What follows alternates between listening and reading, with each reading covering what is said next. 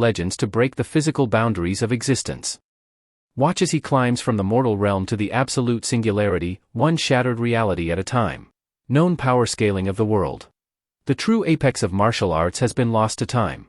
In the current era, society only comprehends the foundational steps of cultivation.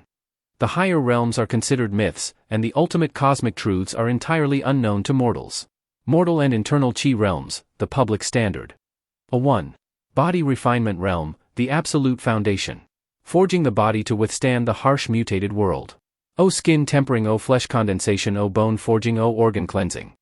2. Chi awakening, meridian opening, sensing the world's energy. Considered the true starting line for an elite martial artist. E3. Dan Tian establishment, chi condensation forming a liquid vortex of energy.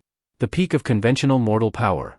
Earthly realms, the gods of the current era. E4.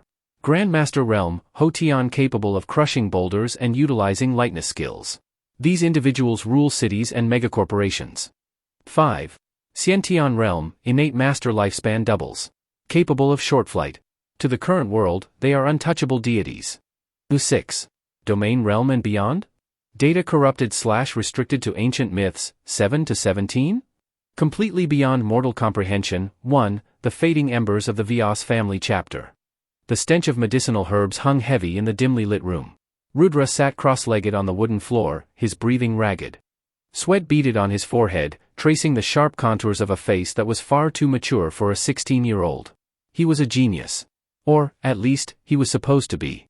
Reborn into this mutated, martial arts-driven version of Earth, Rudra had retained the memories of his past life. He had been born into the Vyas family, a once proud lineage that had produced grandmasters who could shatter skyscrapers.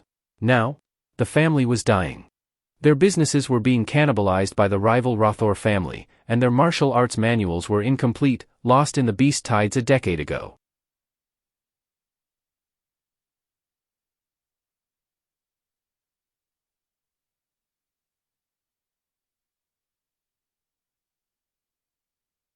Rudra was their last hope, born with naturally open meridians. But a year ago, an accident during a sparring match with a masked assailant had shattered his Dan Tian before it could even form. The genius had become a cripple. Skin tempering is impossible, Rudra muttered, clenching his fists. Without the foundation of a healthy body, he couldn't even pull in the ambient chi to strengthen his skin. He looked out the window. Beyond the estate's high walls, the neon lights of Sector 7 illuminated the night sky. Out there, mutant beasts roamed the wastelands, and martial artists flew across the skyline like gods. Compared to the Xiantian masters who ruled this world, he was an ant. If he revealed any miraculous recovery, the enemies lurking in the shadows would squash him instantly. He needed power, but he needed to be quiet about it. Suddenly, a mechanical chime echoed in the depths of his mind.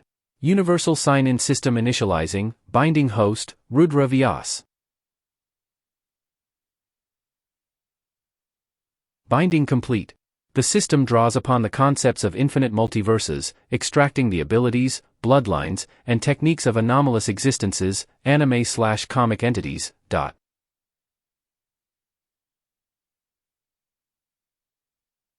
Rudra's eyes widened. A holographic blue screen materialized in front of him, floating in the dark room.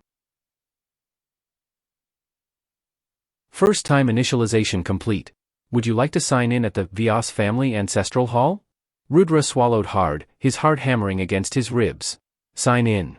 Sign in successful. Reward, Scion Bloodline, Fragment, Passive, Zenkai Boost and Superhuman Cellular Regeneration. A searing, explosive heat violently injected itself into his veins. Rudra bit his lip until it bled to stop himself from screaming. His shattered internal pathways felt like they were being submerged in boiling lava, but beneath the agonizing heat, a powerful, primal vitality was knitting his broken body back together.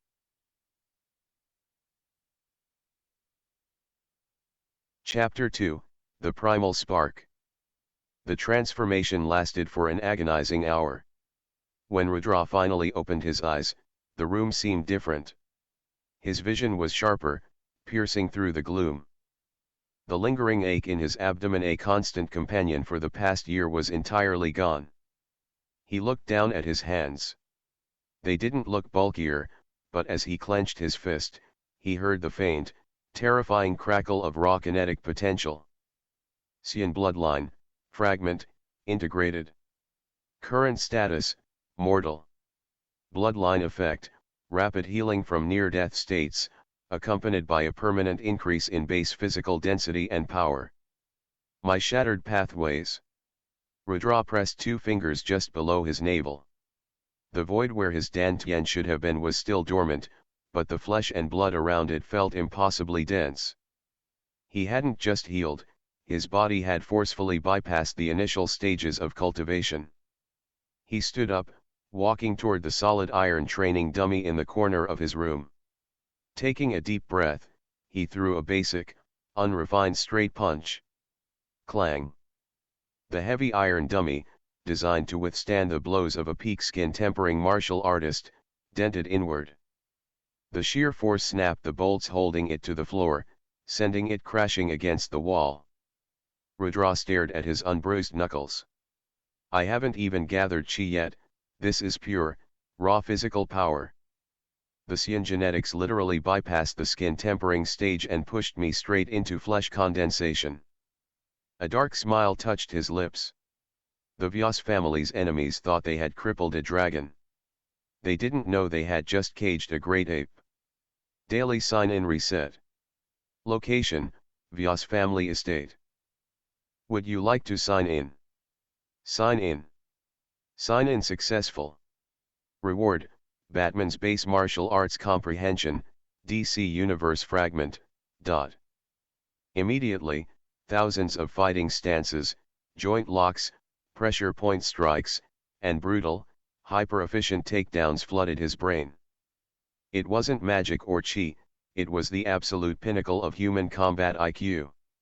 Every shadow in the room suddenly looked like a tactical advantage. Every piece of furniture became a potential weapon. Chapter 3, Wolves at the Gate. The next morning, the Vyas estate was unnervingly quiet. Rudra dressed in a simple grey training uniform and walked out into the courtyard. The morning sun felt incredible on his skin, almost as if his new cells were greedily drinking the radiation to fuel his vitality. He found his grandfather, the current patriarch of the family, standing near the front gates. The old man looked exhausted, his once imposing grandmaster aura reduced to a mere flicker due to a lingering poison he had suffered years ago. Standing opposite the patriarch were 3 men wearing the crimson robes of the Rathore family.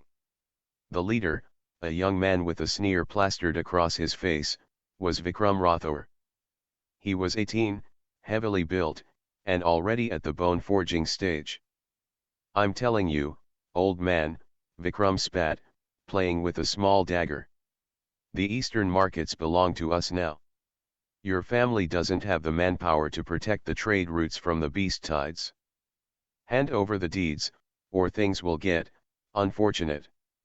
The Vyas family would rather burn than kneel to dogs, the patriarch replied, his voice trembling with suppressed rage. Vikram laughed, stepping forward. Big words for a crippled house. You don't even have a viable heir anymore. Rudra stepped out from the shadows of the archway, his footsteps completely silent, a byproduct of his newly integrated combat stealth. Is there a problem here? Vikram paused, looking Rudra up and down before smirking. Ah, the fallen genius. I heard you cough blood just walking up the stairs nowadays. Go back to bed, cripple. Vikram casually shoved Rudra's shoulder to push him aside. To Vikram, pushing a crippled boy should have felt like moving paper. Instead, his hand struck Rudra's shoulder and stopped dead. It felt like he had just shoved a mountain made of solid titanium. Rudra didn't move an inch. He simply looked down at Vikram's hand on his shoulder, then back up to Vikram's eyes. Using a fraction of his Cyan strength and a subtle Batman-style joint shift, Rudra leaned into the touch. Crack! Vikram shrieked, stumbling backward and clutching his wrist. The bones hadn't broken, but the wrist joint had been violently dislocated by nothing more than Rudra shifting his body weight against the angle of the push. "Do not touch me again," Rudra said, his voice quiet, steady, and utterly devoid of fear. Chapter 4, The Hidden Dragon. The courtyard fell dead silent. The two Rothower guards stepped forward, drawing their batons, their eyes wide with shock. How had a cripple just repelled a bone-forging expert? "Stand down," the patriarch barked, stepping between them, though he looked just as bewildered as the guards.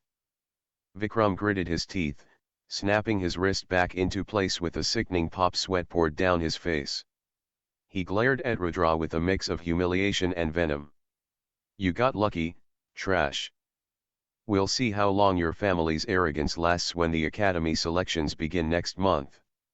With a sweep of his crimson robes, Vikram and his men stormed out of the gates. The patriarch turned to Rudra, his eyes searching the boy's face. "Rudra, how did you?" "A desperate reflex, grandfather," Rudra lied smoothly, keeping his posture relaxed. "He underestimated me, and I used his momentum against him." "A simple martial trick from the library?" The old man sighed, the brief spark of hope in his eyes dimming. "Tricks won't save us, boy. You must stay inside. If the Rothowers think you are recovering, they will send assassins. The true masters of their family are Scientian realm monsters. We are nothing but ants to them right now." "I know, grandfather," Rudra nodded respectfully. "I will be careful." Returning to his quarters, Rudra dropped the facade. His mind was racing. The patriarch was right. Dealing with a spoiled brat like Vikram was nothing. If he drew the attention of a Scientian master, someone who could fly and manifest weapons out of pure energy, his current physical strength wouldn't be enough. He was still only in the mortal realms. He needed to bridge the gap. He needed combat experience, and he needed mutant cores to simulate chi gathering. Chapter 5, The Academy Ultimatum. Later that evening, an emergency family council was called in the grand hall. The heavy wooden doors were barred shut. Only the patriarch, Rudra's two uncles, and Rudra himself were present. "We have lost the eastern markets," his first uncle stated grimly, slamming a ledger onto the table. "Our funds are drying up. Within 6 months, we won't be able to afford the energy shields that keep the mutant beasts out of our sector." "There is only one solution," the patriarch said heavily. "The Apex Martial Academy. In 1 month, they will hold their triennial recruitment. If a family has a student in the academy, they are granted planetary protection. The Rothowers wouldn't dare touch our businesses if we had the academy's backing." Second uncle scowled. "But who? The minimum requirement to even take the entrance exam is the peak of the bone forging stage. Our strongest youth is only at flesh condensation, and he is severely lacking in combat arts." The room plunged into a suffocating silence. It was a death sentence. The family had no one.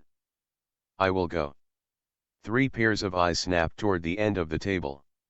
Rudra sat there, his expression calm. "Rudra, this isn't a joke," first uncle scolded gently. "The exam takes place in the wasteland sector. It's a live combat test against mutated beasts. You have no chi. You would be torn to shreds." "I have 1 month," Rudra replied, holding his uncle's gaze. "I will be ready." "You are crippled." Second uncle yelled out of frustration, not malice. "How can you cultivate without a dantian?" Rudra stood up. He didn't glow with chi, nor did he release an oppressive aura. Instead, he walked over to the massive, solid stone pillar supporting the hall's roof. Without winding up, he casually backhanded the stone. Boom! A spiderweb of deep cracks exploded across the pillar's surface. Stone dust rained down on the floor. The 3 elders froze, their jaws slack. To crack that stone required the physical force of a bone-forging expert, yet Rudra had done it with a casual flick of his wrist, purely through physical density and biomechanical perfection. The ancestors haven't abandoned us, Rudra said quietly, looking at his grandfather. Give me a month. And give me access to the city's outer perimeter. Chapter 6, First Blood in the Wilderness. The outer perimeter of Sector 7 was a massive, rusted steel wall heavily guarded by automated turrets. Beyond it lay the wastelands, the ruins of the old world, now reclaimed by mutated flora and terrifying beasts. Rudra slipped past the maintenance gates under the cover of night, dressed in black tactical gear he had scrounged from the family armory. He carried no firearms, only a pair of reinforced combat knives. New location detected, Sector 7 Wastelands. Would you like to sign in? Sign in. Sign in successful.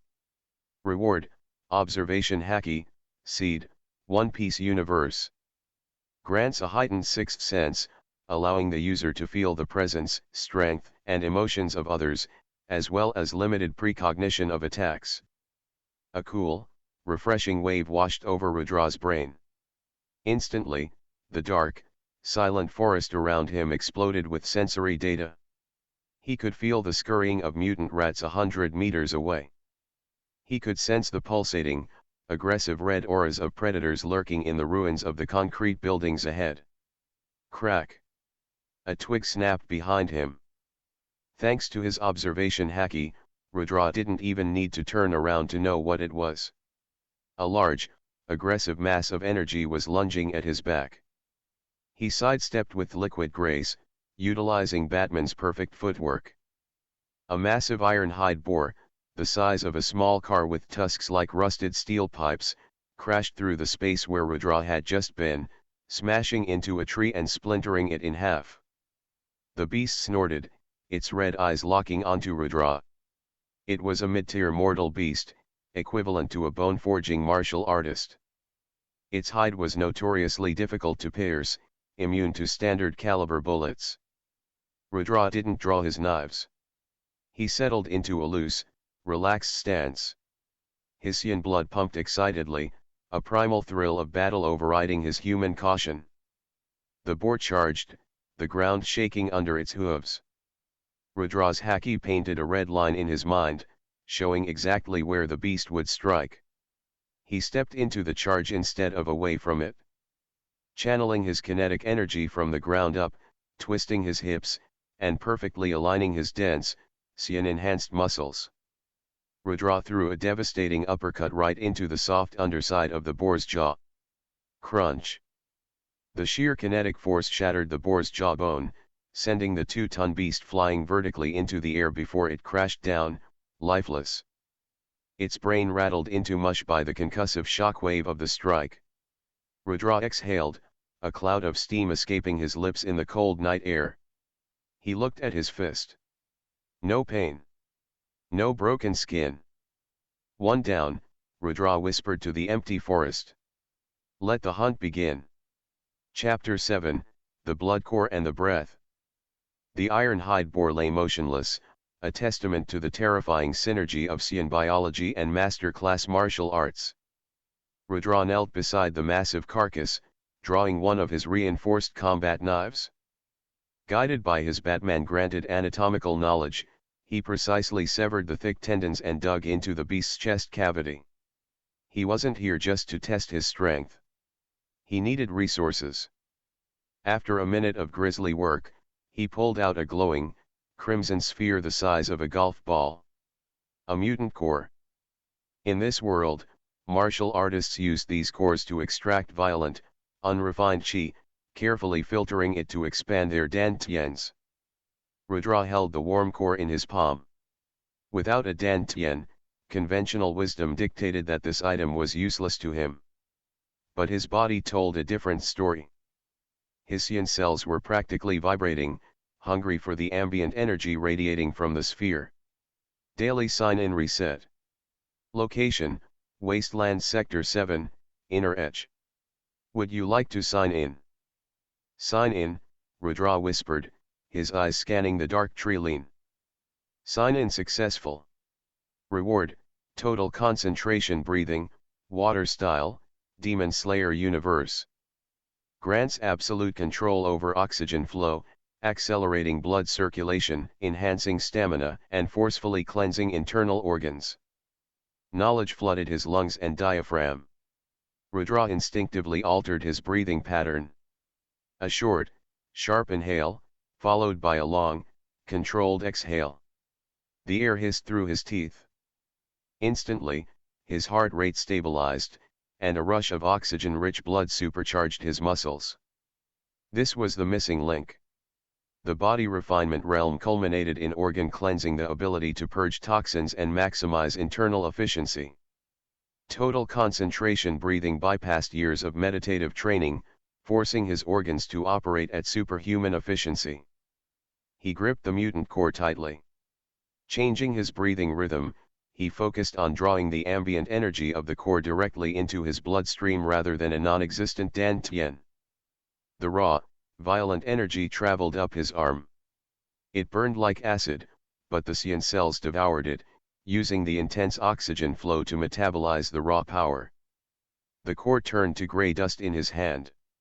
Rudra exhaled a breath of scorching hot air, his muscles tightening as his physical baseline rose yet again.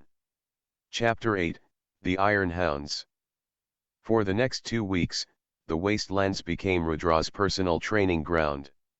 He moved like a ghost through the ruined skyscrapers and overgrown highways. His routine was brutal but efficient. Sleep during the day in the safety of the Vyas estate, sneak out at night, hunt and absorb cores. His observation haki grew sharper, expanding its radius from a few dozen meters to nearly 200. He could sense the intricate web of life and death in the ruins. He mostly hunted mid-tier mortal beasts, mutated wolves, scaled serpents, and heavily armored arachnids. He didn't rely on raw power alone, he practiced. He drilled the fluid, adaptive movements of water breathing, blending them with the ruthless, calculated strikes of the dark night. On the 15th night, his haki flared violently. Rudra stopped on the rusted chassis of an overturned bus, looking toward a crumbling concrete plaza about 300 meters away. He felt 5 distinct human auras, erratic, panicked, and fading. And circling them was a single, massive aura dripping with malice. A peak-tier mortal beast. An entity on the cusp of forcing open its own meridians. Pulling the black hood of his tactical jacket over his head and securing a simple cloth mask over his lower face, Rudra blurred into motion. He didn't run, he flowed over the debris, his footsteps silent. When he reached the edge of the plaza, he crouched atop a ruined billboard. Below, a mercenary squad was fighting for its life. They wore battered scrap metal armor and wielded heavy kinetic rifles. The emblem on their shoulders, a snarling dog, identified them as the Iron Hounds, a well-known scavenger group in Sector 7. "Tighten the formation," roared the leader, a heavily scarred man wielding a massive, hydraulic-powered broadsword. "Do not let it isolate you." They were fighting a shadow panther. It was the size of a tiger, its fur absorbing the moonlight, rendering it nearly invisible. It moved faster than the mercenaries could track, darting in, striking the energy shields of their armor, and vanishing back into the darkness. "Captain Kale, my shield battery is at 10%, a younger mercenary shouted, his voice cracking. The panther struck again. It bypassed the heavy hitter, Kale, and swiped its razor-sharp claws at the younger man. The kinetic shield shattered like glass, and the boy was thrown backward, blood spraying across the concrete. Chapter 9, The Anatomy of a Kill. Rudra analyzed the battlefield coldly from his perch. The panther relies on burst speed. Its skeletal structure is light, sacrificing durability for agility. It moves in a zigzag pattern to disorient prey. Batman's tactical mind processed the variables in milliseconds. The beast was roughly equivalent to the organ cleansing stage. To these mercenaries, whose strongest fighter Captain Kale was only at the bone forging stage, the beast was a grim reaper. The panther circled, preparing for the killing blow on the downed boy. Kale roared, swinging his hydraulic sword, but the beast easily sidestepped the heavy, telegraphed attack. Its jaws opened, aiming for the young mercenary's throat. Rudra dropped from the billboard. He didn't yell. He didn't announce his presence. He inhaled deeply, utilizing total concentration breathing. Water breathing, first form, water surface slash. He didn't have a sword, so he used his body. Channeling all the momentum of his fall, the superhuman density of his sien muscles, and the perfect alignment of his strike, Rudra descended like a localized meteor. The panther's feral instincts flared. It snapped its head up, abandoning its prey to intercept the threat from above. Rudra's heel connected with the exact center of the panther's skull. The air pressure around the impact snapped, creating a visible ring of compressed air. Crack! The sound echoed through the plaza like a gunshot. The panther's skull caved in, and the sheer force of the blow drove the beast's body straight into the reinforced concrete below, creating a crater. The beast twitched once and lay still. Chapter 10, The Ghost in the Ruins. Silence slammed into the plaza, broken only by the ragged breathing of the mercenaries. Rudra stood up from the crater, slowly exhaling a steady stream of white vapor. The black hood hid his eyes, and the cloth mask concealed his youth. To the iron hounds, he looked like a phantom, a high-level master who had materialized out of thin air. Captain Kale cautiously lowered his heavy sword. He had fought in the wastelands for 20 years, and he knew a monster when he saw one. The force required to crush a shadow panther's skull with a single kick, was this a Xiantian master hiding his aura? We owe you our lives, Senior, Kale said respectfully, bowing his head. The other mercenaries, including the bleeding boy, quickly followed suit. In this world, weakness bowed to strength. Rudra didn't correct the assumption about his age or rank. He pointed a gloved finger at the panther's corpse. The core, Rudra disguised his voice, dropping it to a rough, raspy baritone. I take the core. You keep the carcass. Its hide will fetch a high price in the outer markets. Kale's eyes widened. A peak mortal beast's carcass was worth millions of credits. The core was valuable, but offering them the carcass was an act of extreme generosity. Senior, are you sure? The core is. Cut it out, Rudra commanded flatly. Kale didn't hesitate. He drew a specialized vibroknife and expertly extracted the glowing, dark purple core from the beast's chest, offering it to Rudra with both hands. Rudra took the core. It pulsed with a dense, heavy energy. This single core contained more raw power than the dozens of lesser beasts he had hunted combined. Get out of the inner edge, Rudra said, turning his back on them. The blood smell will attract a horde in less than 10 minutes. Before Kale could offer his name or seek an alliance, Rudra bent his knees and leaped. He cleared the 3-story ruined building in a single, effortless bound, vanishing into the night sky. Chapter 11, The Tipping Point. Back in his heavily secured quarters at the Vyas estate, Rudra locked the door and stripped off his tactical gear. He was covered in sweat, dirt, and dried mutant blood, but his eyes burned with an intense, fiery focus. He sat cross-legged on his bed, placing the dark purple panther core in front of him. His body was aching. The sheer physical stress of deploying his maximum strength without the protective cushion of chi was beginning to take its toll on his joints. The Xian healing factor was working overtime, but the constant tearing and repairing of muscle fibers left him feeling like he was burning from the inside out. It's time to push through to the peak. He grabbed the core. It was cold to the touch, unlike the fiery boar core. This was shadow and speed pure kinetic potential. Warning, host is attempting to absorb a peak tier mutant core without a dantian. Energy toxicity probability, 85%. Proceed. Xians don't die from a little indigestion, Rudra muttered. Total concentration breathing. He took a massive, shuddering breath. He squeezed the core until it shattered in his grip, driving the shards and the concentrated energy directly into his palms. The pain was immediate and absolute. It felt as though millions of microscopic razors were invading his bloodstream, racing toward his heart. The dark energy tried to freeze his blood, fighting against the boiling heat of his Xian genetics. Rudra clamped his jaw shut, his teeth grinding. His muscles expanded, veins bulging against his skin like thick purple ropes. He focused entirely on the water-breathing technique, forcing his heart to pump, forcing his liver and kidneys to process the violent energy. Filtering out the beast's chaotic malice and absorbing only the pure, raw vitality.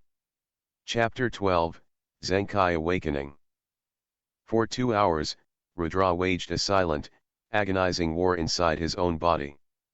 The bed frame beneath him splintered under his involuntary muscle spasms. The dark energy tore at his organs, but the Xian bloodline responded with ferocious defiance, rapidly healing whatever was broken and reinforcing it tenfold. It was a localized Zenkai boost, surviving a near-death internal state and emerging drastically stronger. Suddenly, a loud pop echoed within his chest, like a rusted gear finally breaking free. The dark energy was completely assimilated. A wave of profound, cooling relief washed over him. His breathing slowed down to a rhythmic, almost imperceptible cadence. Rudra opened his eyes. They flashed with a faint, predatory light before settling back to their normal dark hue. System notification: host has successfully completed the equivalent of the mortal realm's organ cleansing. Physical vessel has reached the absolute peak of mortal limitations. Status update: Xian bloodline, fragment, assimilation increased to 5%. He stood up. He felt impossibly light. The lingering aches in his joints were gone. His skin, while still looking perfectly human, possessed a microscopic density that could likely deflect low-caliber gunfire. His internal organs were operating with terrifying efficiency, meaning he could fight at maximum output for hours without fatigue. He had done it. Without a single drop of chi, he had reached the physical pinnacle of the mortal realm. He walked over to the calendar hanging on the wall. Tomorrow was the day. The Apex Martial Academy recruitment exam. The Rothower family would be there, boasting their prodigies. The city's elite would be watching. Rudra smiled, a cold, sharp expression that belonged more to the Batman than a teenager. Let them watch. The crippled genius of the Vyas family was dead. Something else entirely was stepping into the arena. Chapter 13, The Apex Examination. The morning sun reflected off the massive, towering spires of Sector 7. At the city's central plaza, an enormous crowd had gathered. Hover cameras buzzed overhead like metal insects, broadcasting the event to the entire sector. Today was the Apex Martial Academy recruitment. 3 massive military dropships idled on the landing pads, their anti-gravity engines humming with a deep, bone-rattling bass. Around the pads stood hundreds of youths, all aged 16 to 18, vibrating with nervous energy. These were the prodigies of the sector, the future elites who had reached at least the flesh condensation stage. Rudra stood quietly at the edge of the Vyas family's small designated area. His grandfather, the patriarch, placed a trembling hand on his shoulder. "Remember, Rudra," the old man said, his voice laced with worry. "The goal is survival. You only need to last 3 days and gather 10 standard beast cores to pass the minimum threshold. Do not engage the other families." Before Rudra could reply, a loud, mocking laugh cut through the air. "Look who it is. The Vyas family is so desperate they brought the crippled genius out of his wheelchair." Vikram Rothower strode toward them, surrounded by a dozen youths wearing the crimson robes of his family. Vikram's wrist was fully healed, undoubtedly the work of expensive medical chi elixirs. Flanking him was a taller, older youth with cold, reptilian eyes. "Brother Aryan," Vikram sneered, pointing at Rudra. "That's the trash I was telling you about." Aryan Rothower didn't even look at Rudra. He was a recognized genius, already at the cusp of chi awakening. Ignore him, Vikram. A dying family grasping at straws. If he enters the drop zone, the beasts will finish him. We have real competitors to worry about. Rudra remained entirely passive. He didn't glare. He didn't speak. He just looked at them with the detached observation of a scientist studying insects. A sharp, piercing whistle echoed across the plaza, silencing the thousands of people instantly. An academy proctor stepped out of the central dropship. He didn't walk down the ramp, he stepped off the edge and floated gently to the ground, his body enveloped in a faint, glowing blue aura. A Xiantian master. Listen up, candidates. The proctor's voice boomed, amplified by his chi rather than a microphone. The rules are simple. You will be dropped into Sector 44, an uncleared ruin zone. You have 3 days. Hunting beasts yields points. Taking points from other candidates yields points. Killing another candidate is strictly prohibited, but severe injuries are expected. The proctor smiled grimly. Board the ships. Welcome to the food chain. Chapter 14, The Drop Zone. The interior of the dropship was tense. Candidates gripped the safety harnesses as the ship soared over the colossal steel walls of the city and out into the wastelands. Rudra closed his eyes, focusing his total concentration breathing. His lungs expanded and contracted in a perfectly measured rhythm. The youths around him were sweating, their heart rates erratic. Rudra's heart beat exactly 50 times a minute. Calm. Ready. Approaching Drop Zone Alpha, a mechanical voice announced over the intercom. Disengage harnesses. The floor beneath them suddenly slid open. Screams echoed as dozens of candidates were plunged into the open sky, plummeting toward the dense, overgrown ruins of a shattered metropolis below. Those with lightness skills frantically channeled their chi, trying to catch the wind and slow their descent. Rudra didn't panic. As he fell through the howling wind, he simply angled his body, maximizing drag like a skydiver, scanning the ruins below with his observation hacking. He locked onto a collapsing radio tower and adjusted his trajectory. Just before hitting the ground, he flipped, bending his knees, and slammed feet first into the steel beams of the tower. The metal groaned and bent under his immense physical weight, absorbing the kinetic shock perfectly. He had landed without using a single drop of chi. New location detected, Sector 44 ruins, Apex testing ground. Would you like to sign in? Sign in. Sign in successful. Reward, Roku Shiki, Saru, Shave, Technique, One Piece Universe. A technique that allows the user to move at extremely high speeds to avoid attacks, as well as to attack at higher speeds. Powered by kicking the ground at least 10 times in the blink of an eye. Rudra's leg muscles twitched. A flood of biomechanical data burned into his mind.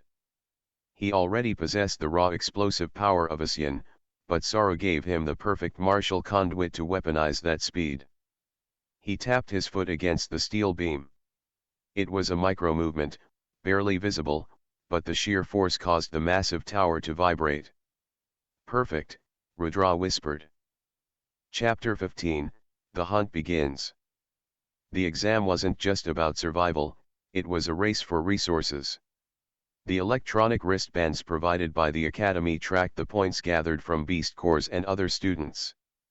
Rudra moved through the rusted, concrete canyons. His haki painted a detailed map in his head. He ignored the lower-tier beasts, mutated hounds and giant centipedes, leaving them for the regular candidates. He needed high-tier targets. He sensed a dense, violent cluster of energy 2 miles to the north. Instead of running, Rudra decided to test his new technique. He channeled his physical strength into his calves, executing the precise muscular contractions required for Saru. He kicked the solid asphalt 10 times in a fraction of a second. Boom! The ground beneath him exploded, leaving a localized crater. Rudra vanished. He reappeared 100 meters down the street, his momentum carrying him forward with the force of a bullet train. He had moved faster than the human eye could track. There was no glowing chi, no mystical energy trail, just pure, terrifying physical speed that tore the air apart. Within minutes, he reached his destination, a flooded subway terminal. Hanging from the cracked ceiling of the terminal was a mutant species known as a venom spike spider. It was a peak-tier mortal beast, identical in strength to the panther he had killed, but far more lethal due to its acidic webs and toxic stingers. Several candidates were already here. They were pinned behind rubble, terrified, their chi barriers dissolving under the spider's acidic spit. Rudra didn't wait. He didn't posture. He used Saru. The trapped candidates only heard a sharp sonic crack. A blur of black tactical gear crossed the 50-meter gap in an instant. Rudra appeared directly above the massive spider. He didn't use a knife. Drawing upon Batman's devastating strike precision and his Hsian density, he drove his elbow directly into the creature's multiple eyes, right at the central nerve cluster. The beast's carapace shattered instantly. The concussive force blew a shockwave through the flooded station, sending stagnant water flying in a massive wave. The spider hit the floor, dead before it even realized it had been attacked. Rudra landed silently on the beast's corpse, smoothly extracting its core. Chapter 16, The Crimson Ambush. The trapped candidates stared at him, their jaws hanging open. They couldn't even process what had just happened. They didn't sense any chi fluctuations.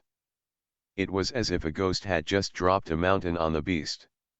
Rudra didn't acknowledge them. He pocketed the core and walked out of the terminal. By the end of the second day, Rudra had amassed 45 peak-tier cores. He was a phantom haunting the ruins. Every beast he encountered was dispatched with clinical, brutal efficiency.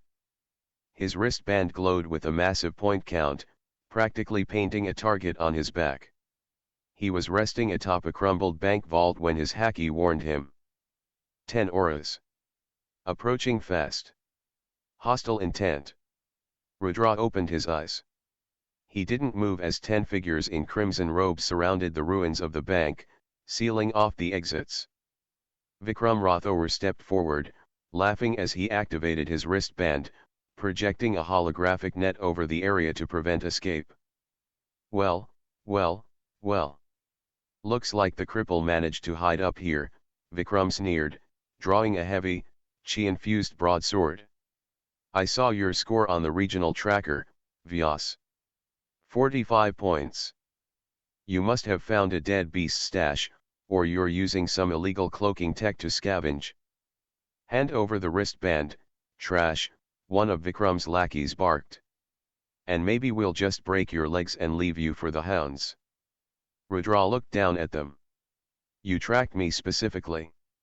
You ignored the exam objectives to settle a petty grudge. It's not petty. It's extermination, Vikram spat. Brother Aryan is currently securing the top spot. My job is to make sure the Vyas family goes home with 0 points. When you fail, your family loses its protection. The Rathours take your markets tomorrow. Rudra slowly stood up. He cracked his neck, the sound echoing sharply in the quiet ruins. I was going to let you live, Rudra said, his voice entirely devoid of emotion. But you talk too much. Chapter 17, Crushing Arrogance Kill Him. Vikram roared, furious at the boy's calm demeanor. 3 lackeys leaped into the air, drawing weapons glowing with chi. They descended upon Rudra from 3 different angles, executing a coordinated family strike meant to box in their opponent. Rudra didn't even adopt a stance. Saru. He vanished. The 3 lackeys struck the empty concrete, their weapons shattering the stone. Before they could look up, a terrifying shadow fell over them. Rudra was already behind the first lackey. He grabbed the back of the boy's neck and squeezed slightly, just enough to pinch the nerve, instantly knocking him unconscious. He moved to the second, executing a flawless Batman-style leg sweep that shattered the youth's knee. followed by a palm strike to the chest that stopped his heart for exactly 2 seconds before it forcefully rebooted, leaving the boy gasping and paralyzed. The third lackey swung his sword in a panic. Rudra didn't dodge. He raised his bare forearm. Clang! The steel sword struck Rudra's flesh and snapped in half. The lackey stared at his broken hilt in horror. Rudra grabbed him by the throat and casually tossed him 30 feet away, where he crashed into a wall and slumped over. 10 seconds. 3 elites defeated. Vikram's face drained of color. His hands began to shake. What kind of artifact are you using? You have no chi. This is impossible. Artifact. Rudra tilted his head. He took a single step forward. Vikram panicked. He channeled all his bone-forging chi into his broadsword, letting out a war cry as he charged. He swung the massive blade directly at Rudra's head with enough force to cleave a car in two. Rudra sighed. He stepped into the guard, inside the arc of the weapon. He didn't punch. He simply placed his palm flat against the center of Vikram's chest. Water breathing, first form modification kinetic burst. Rudra flexed his arm. The sheer explosive density of his muscles transferred all of his kinetic energy directly through Vikram's sternum. The sound was like a cannon firing. Vikram's chi shield shattered instantly. The ribs beneath bent inward but didn't break. Rudra had controlled the output perfectly. Vikram was launched backward off his feet, flying 50 yards before skipping across the asphalt like a stone on water. He came to a halt against a rusted car, violently coughing up a mouthful of blood, his eyes rolling into the back of his head. Rudra walked over, collected their wristbands, and transferred the points. He left them breathing, but they wouldn't be waking up for a very long time. Chapter 18, An Unexpected Observer. Far away, in the heart of Sector 7, the Academy monitor room was completely silent. Dozens of high-level Xiantian masters and Academy instructors sat in front of glowing holographic screens, analyzing the data from the exam zone. Usually, they were busy debating the merits of various Qi techniques displayed by the candidates. Right now, an entire cluster of instructors was gathered around a single screen. Rewind that, an older man with a long white beard commanded. He was the head examiner, a fearsome domain realm expert. The technician rewound the footage of Rudra dismantling Vikram's squad. Pause right there, the head examiner ordered, leaning closer to the screen. Look at the thermal and energy readouts. The technician swallowed hard. Sir, the energy readout is 0. There is absolutely no internal chi fluctuation. No Dantian rotation. The boy is practically a black hole. But look at the thermal, a female instructor pointed out, her eyes wide. His body heat spiked dramatically during that movement. The ground shattered purely from physical kickback. To achieve that level of speed without lightness skills, his muscle fibers must be denser than titanium. Who is he? The head examiner asked, his voice low, his eyes fixed on Rudra's retreating back on the screen. Rudra Vyas. He was registered as a crippled former genius. His Dantian was permanently destroyed a year ago. The room fell into stunned silence. In a world where Qi was the absolute measure of a person's worth, a boy with no Dantian had just humiliated a squad of bone-forging experts using pure, terrifying, biomechanical superiority. The head examiner's eyes gleamed with intense interest. Keep every camera in Sector 44 on him. If he survives the final day, the Vyas family might have just produced a monster. Chapter 19, The Alphas roar. The final day of the Apex Academy recruitment dawned with an unnatural stillness. The usual distant howls and screeches of the Sector 44 wastelands were entirely absent. In the heart of the ruins, Aryan Rothower stood over the unconscious, battered body of his younger brother. His cold, reptilian eyes narrowed as his family's medics allowed in via emergency extraction protocols loaded Vikram onto a hover stretcher. His sternum is severely bruised, but not broken, the lead medic reported, scanning Vikram with a medical chi device. What's strange, young Master Aryan, is the residual energy. There is none. No elemental burn, no chi frost. Just pure, blunt force trauma. It's as if he was hit by a falling meteor. Aryan's jaw tightened. Who did this? The wristband logs indicate the points were transferred to Rudra Vyas, the medic whispered, clearly terrified of Aryan's temper. The cripple. Aryan's aura flared, a visible pale green wind swirling around his feet. He was half a step into the chi awakening realm. Impossible. Vikram was at the bone forging stage.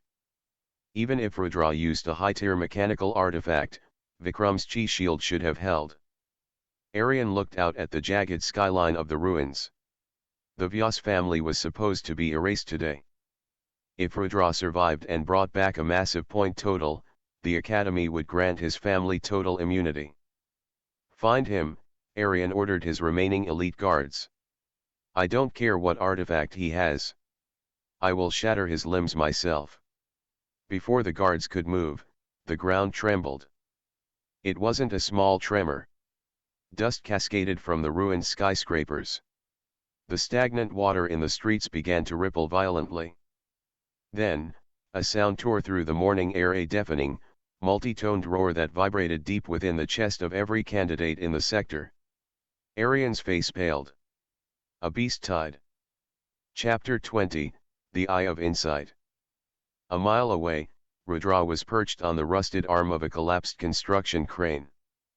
He felt the tremor, and his observation haki instantly flared, warning him of a massive, overwhelming wave of hostility rushing toward the center of the ruins. Thousands of auras. Daily sign-in reset. Location, Sector 44, Epicenter. Would you like to sign in? Sign in. Sign in successful. Reward, Shattering, 1 Tomo, Naruto Universe. A visual dojutsu that grants the user enhanced kinetic tracking, the ability to see the flow of energy, and absolute clarity of perception. Note, as the host possesses no chakra, the ability has been adapted to consume physical stamina and oxygen via total concentration breathing. A sharp, piercing pain spiked behind Rudra's eyes. He clamped his hands over his face, his breathing accelerating into the water-breathing rhythm to fuel the transformation. It felt as though his optic nerves were being rewired with liquid fire. When he lowered his hands and opened his eyes, the dark irises had bled into a brilliant, glowing crimson. A single, black tomo rotated sluggishly around each pupil. The world changed. If observation haki was a radar that let him feel his surroundings, the Shattering was a microscope that let him dissect reality. He could see the microscopic stress fractures in the steel crane beneath him. He looked down at a mutated rat scurrying in the alleyway and saw the exact path of its muscle contractions before it even jumped. Combined with Batman's martial mastery, he could now predict an opponent's physical strike with absolute, terrifying perfection. Rudra deactivated the eyes, returning them to their normal dark hue to conserve stamina. He looked toward the source of the tremor. The exam had just turned into a slaughterhouse. Time to go to work, he whispered. Chapter 21, The Convergence. Panic engulfed Sector 44. The candidates, who had been hunting isolated beasts for 2 days, now found themselves being hunted by a coordinated army. Armored arachnids, shadow panthers, and massive siege boars flooded the streets, driven out of their lairs by a terrifying presence at the rear of the horde. Candidates abandoned their rivalries, scrambling toward the central plaza where emergency extraction ships were attempting to land. But the airspace was compromised. Winged serpent mutants swarmed the skies, forcing the dropships to hover out of reach. The students were trapped. At the center of the defensive perimeter stood Aryan Rothor. To his credit, the genius of the Rothor family was holding the line. His pale green chi manifested as razor-sharp wind blades, decapitating low-tier beasts by the dozen. Form a circle. Aryan roared, taking command of the terrified students. Hold the line until the Xiantian instructors clear the skies. But the beast suddenly parted. Walking down the shattered street was a nightmare. It was a two-headed hellhound, its fur radiating blistering heat, its size comparable to a heavy assault tank. The air around it warped from the temperature. This was not a mortal beast. It was a chi-awakened beast. It had crossed the threshold, capable of utilizing the world's energy. Arian's bravado shattered. He was only half a step into the awakening realm, this beast was fully integrated. The hellhound opened its primary set of jaws and exhaled a concentrated beam of fiery chi. Arian screamed, pushing his two closest guards into the path of the blast as meat shields while he dove for cover. The guards were instantly vaporized, leaving a smoldering crater in the asphalt. The defensive line broke. Candidates scattered in absolute terror. The hellhound locked its four burning eyes onto Arian, sensing that he possessed the most condensed chi in the area. It lunged, its massive jaws opening to snap the genius in half. Arian closed his eyes, throwing his arms up in a desperate, futile block. Boom! The impact created a massive shockwave, blowing away the surrounding debris and throwing nearby candidates off their feet. But the teeth never pierced Arian's flesh. Arian opened his eyes. Standing directly in front of him, holding the massive, flaming upper jaw of the hellhound with a single, bare hand, was Rudra. Chapter 22, False Gods. Silence descended on the immediate battlefield. The roaring of the flames and the shrieks of the beast seemed to fade into the background. Rudra's black tactical jacket was slightly singed, but his arm didn't buckle. His sien muscles bulged, veins standing out against his skin, locking the multi-ton beast in place through pure, unadulterated physical density. He didn't even look at the hellhound.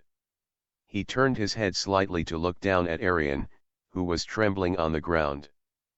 "You threw your own men into the fire to save yourself," Rudra stated, his voice flat, his crimson cherry non-eyes spinning slowly, locking Arian in a gaze of absolute judgment. "The Rothower family breeds cowards." "Why you?" Arian stammered, his mind short-circuiting. The crippled Vyas boy was holding back an awakened beast with one hand. And his eyes, what were those glowing red eyes? The hellhound, infuriated by the insect halting its meal, roared from its second head, snapping at Rudra's blind side. Sharinan activated. Saru engaged. Rudra released the beast's upper jaw and vanished. The hellhound's two heads slammed into each other, biting nothing but air. Before it could recover, Rudra reappeared directly above its massive spine. He inhaled, the total concentration breathing pushing his oxygen flow to absolute maximum. His heart pounded like a war drum. He channeled all of his kinetic force, guided by the Sharingan's flawless anatomical targeting, into his right heel.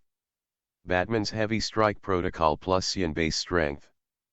Rudra drove his heel into the exact space between the beast's cervical vertebrae. Crack! The sound of the beast's spine snapping was deafening. The hellhound was driven into the concrete, its internal chi pathways violently severed. It spasmed wildly, unleashing random bursts of fire, but its lower body was completely paralyzed. Chapter 23, Shattering the Heavens. The surrounding candidates watched in paralyzed awe. An awakened beast, an entity that required a squad of elite military operatives to take down, had just been crippled in a single move. Arian Rothower scrambled to his feet. His fear was rapidly morphing into manic denial. "No. This is a trick. You're a cripple. You have no chi." Driven mad by humiliation, Arian drew his ornate sword, channeling his pale green wind chi to its absolute limit. He didn't aim for the beast, he aimed for Rudra's back. "Die, trash." The Sharinan caught the reflection of the blade in the stagnant water on the ground. Rudra didn't even turn around. He simply sidestepped. Arian's hyperfast wind strike, which would have bisected a normal human, missed Rudra by exactly 1 millimeter. As Aryan stumbled forward from his own momentum, Rudra casually extended his foot, tripping the older boy. Aryan crashed face first into the rubble. Before Aryan could rise, Rudra stepped on his wrist. The bones groaned under the immense weight. A martial artist who relies solely on energy, neglecting the vessel that holds it, is nothing but a glass cannon, Rudra said coldly. You have no foundation. You have no discipline. You have only arrogance. Rudra applied a fraction more pressure. Aryan shrieked in agony as his wrist snapped. The ornate sword clattered away. Rudra kicked Aryan in the chest, sending him rolling into the crowd of terrified candidates. Take him back to his father. Tell the Rothower family that if they step foot in Vyas territory again, I will tear their estate down with my bare hands. Turning his back on the broken genius, Rudra walked toward the paralyzed, whimpering hellhound. He drew his combat knife, the crimson of his shattering glowing ominously in the shadow of the ruins. Chapter 24, The Apex Predator. In the Academy monitor room, absolute chaos had erupted. The head examiner was standing on his desk, his eyes practically glued to the massive holographic screen displaying Rudra. Zero Chi, a senior instructor muttered, clutching his head. He bypassed the beast's elemental shield completely. He didn't clash energy with energy. He just used sheer physical mass and speed to bypass the laws of our cultivation. And his eyes, another instructor pointed out, trembling. Did you see the crimson glow? Is it a bloodline mutation? A forgotten biological trait? The head examiner took a deep breath, smoothing his white beard. We have been stagnant for too long.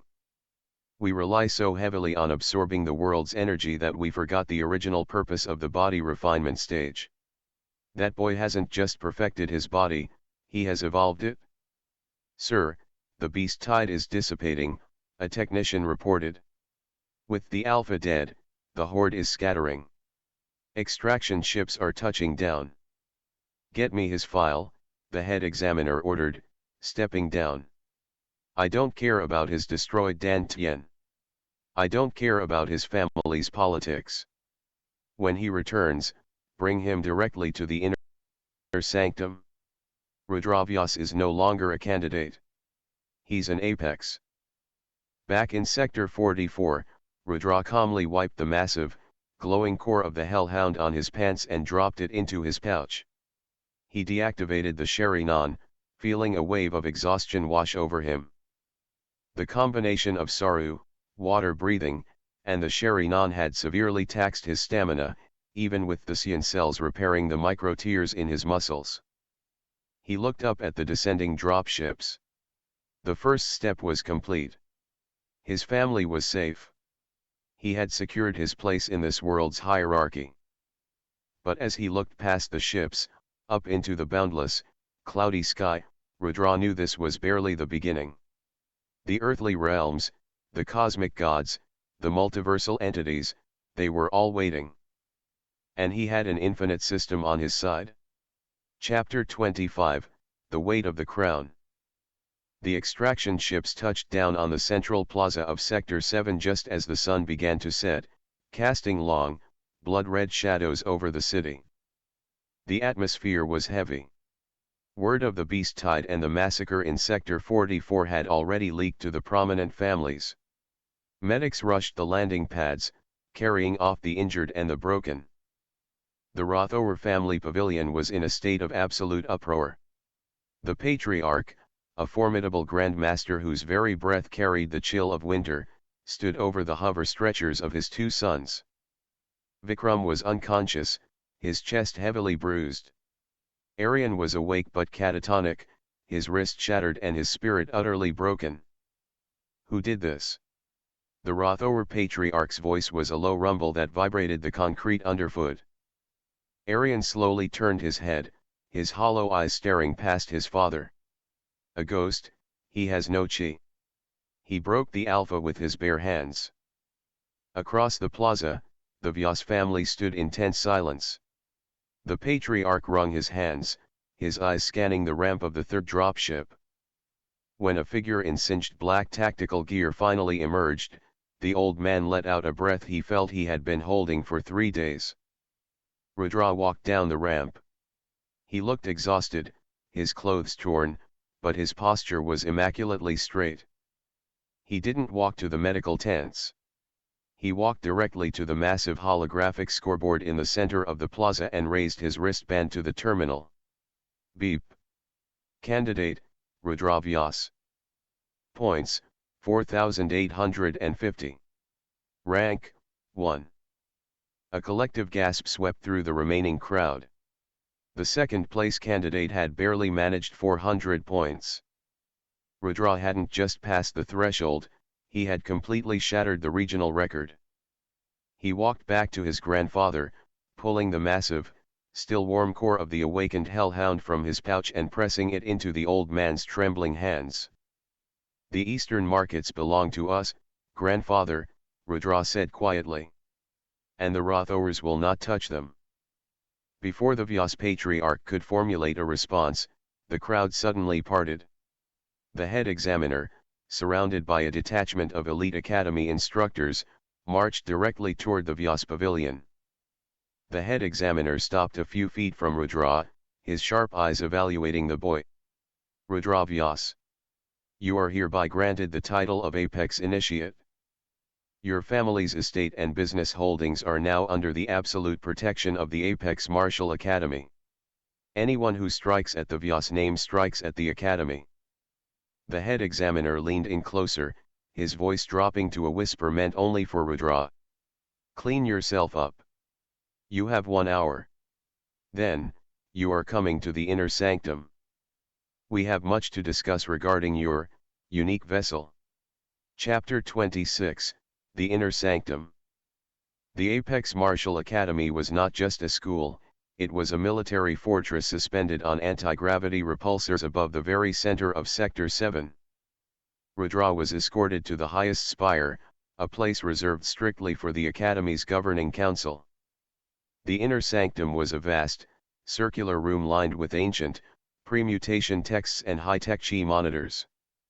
The head examiner, whose name was Vane, sat behind a massive desk of petrified wood. He gestured for Rudra to sit. "I have reviewed the footage, Rudra," Vane began, lacing his fingers together.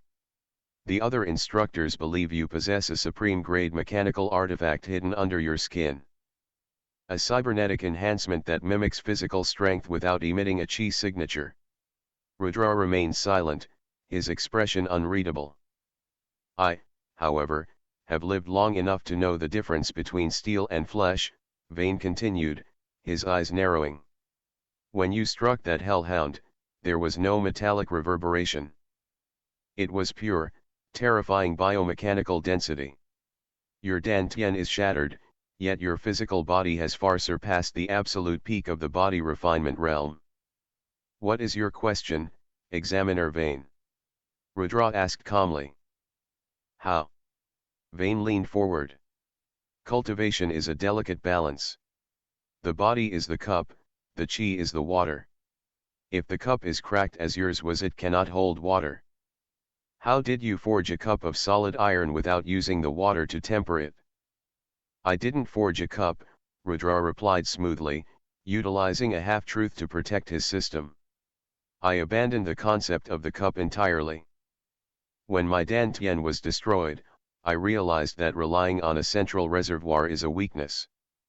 I used extreme, agonizing pressure and hyperoxygenation to force the ambient energy of beast cores directly into my cells, bypassing the meridians."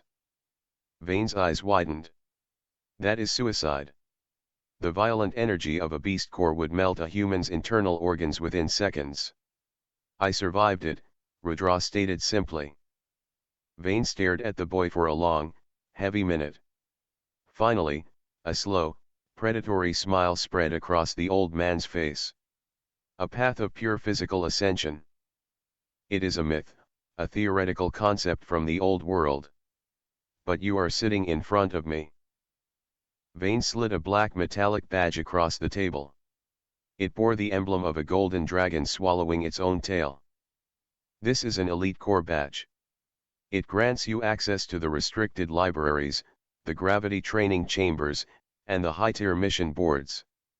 The Academy will not ask for your secrets, Rudra. In return, you will become the ultimate weapon of this institution. Rudra took the badge. Deal. Chapter 27, The Solar Battery. That night, Rudra was given private quarters in the elite wing of the Academy. The room was luxurious, heavily shielded against sensory probing, and possessed a reinforced meditation chamber. He sat cross-legged in the center of the chamber. The Hellhound's core, which the head examiner had surprisingly allowed him to keep, sat in front of him.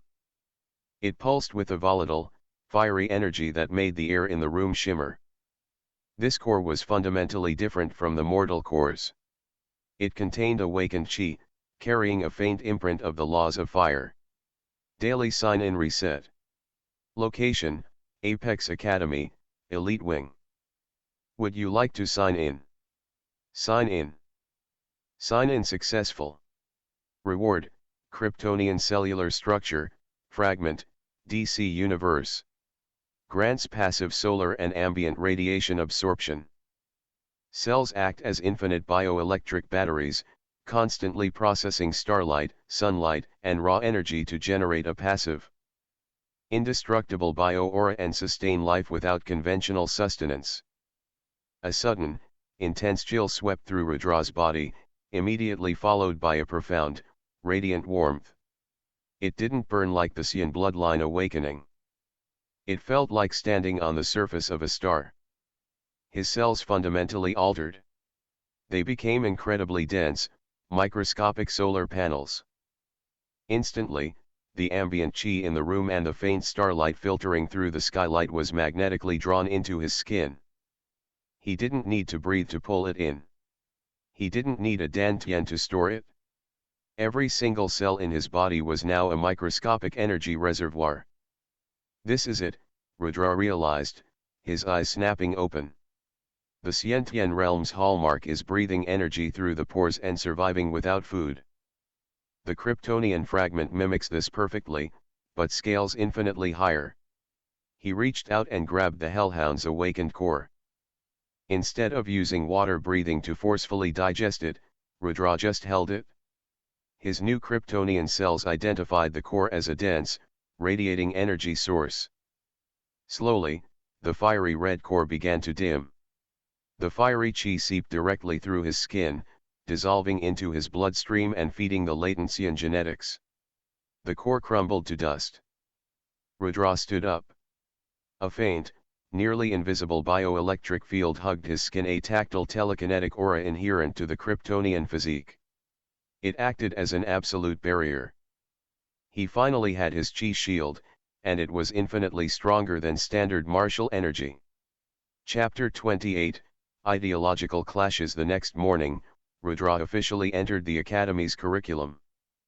The training grounds were vast, utilizing holographic environments and heavy gravity plating.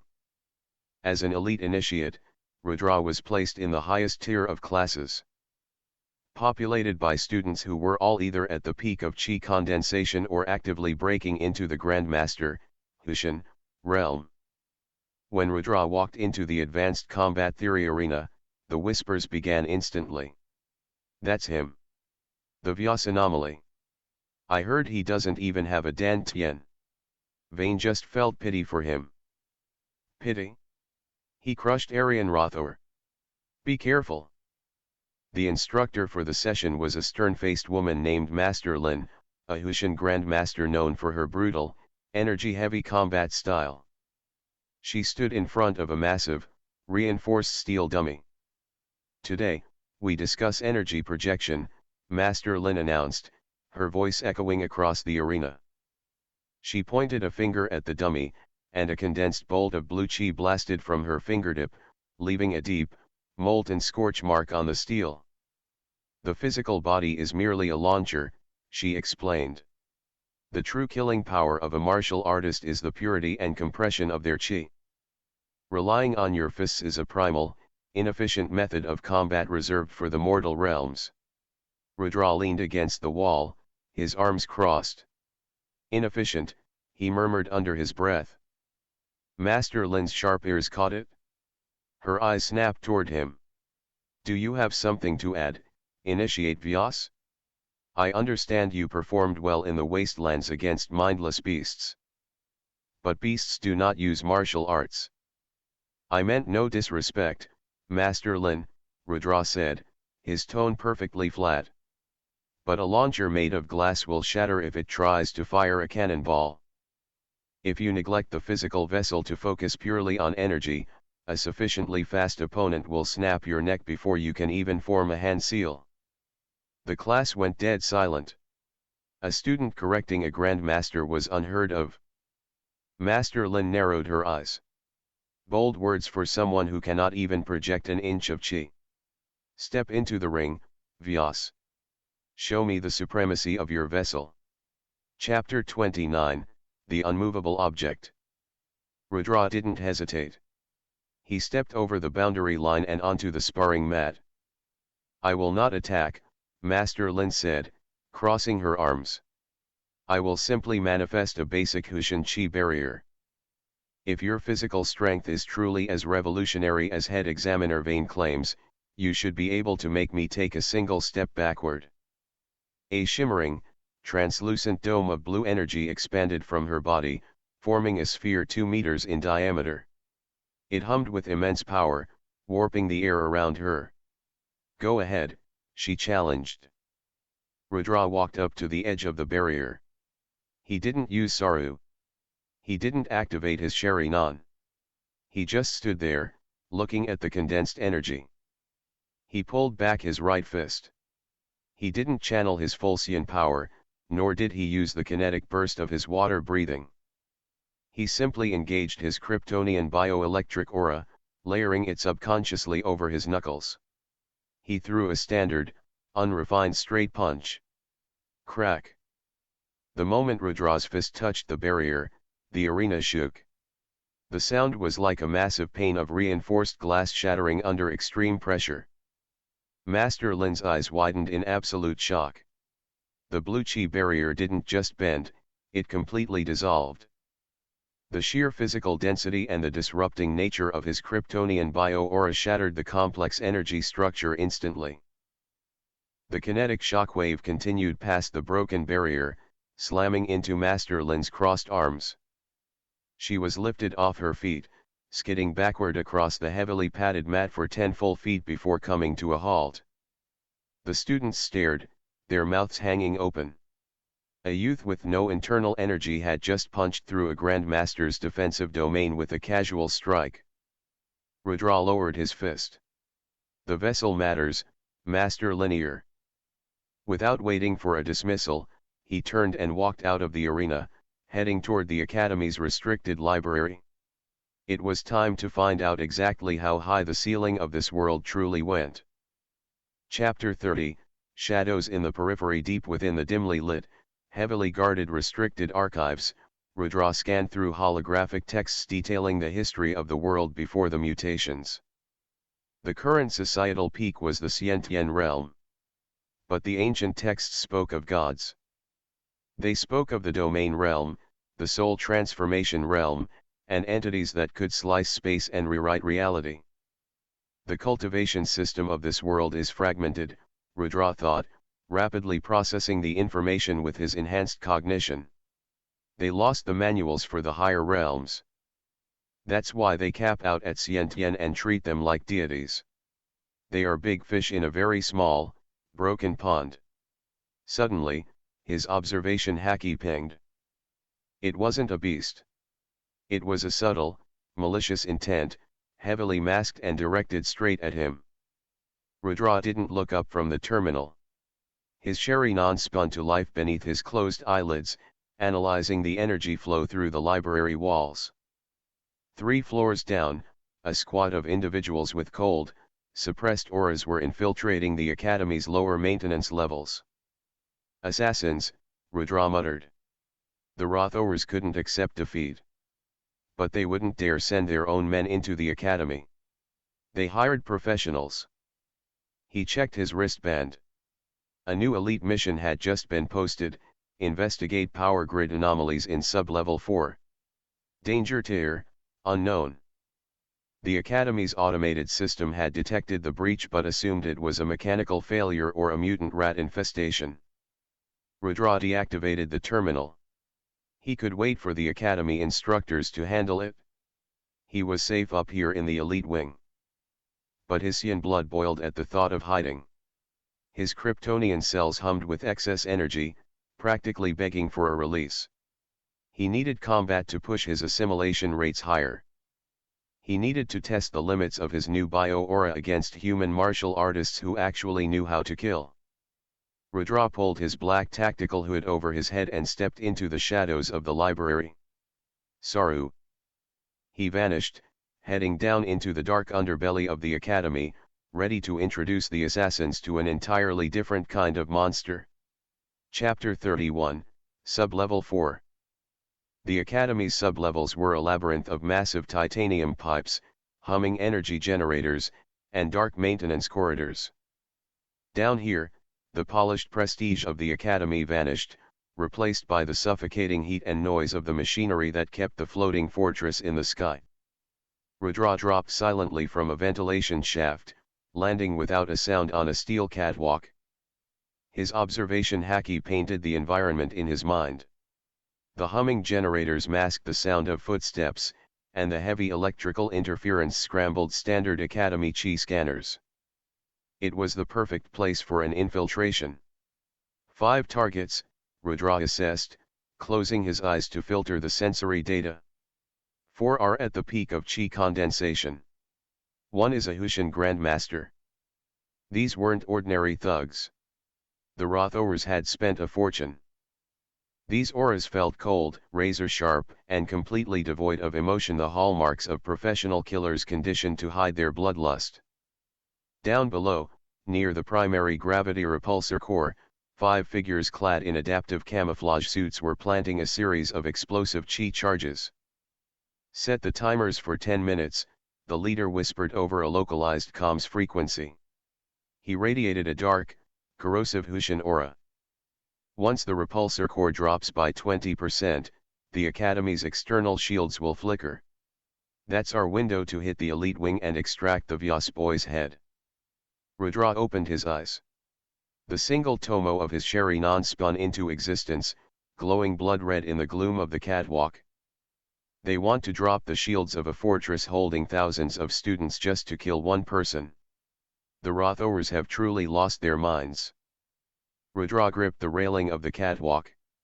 He didn't have a weapon, but with his current physiology, the environment itself was his armory.